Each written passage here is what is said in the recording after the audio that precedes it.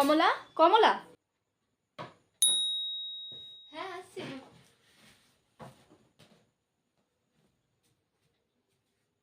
ডাকছিলে?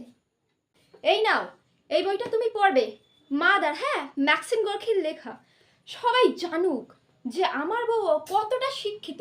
পাড়ার লোক দেখুক যে আমার বউ কতটা শিক্ষিত। তুমি বই এনেছো? আচ্ছা আচ্ছা, ঠিক আছে, দাও। Mother, Maxim Gorky, wow. বউরে আবার বই পড়াচ্ছে। What?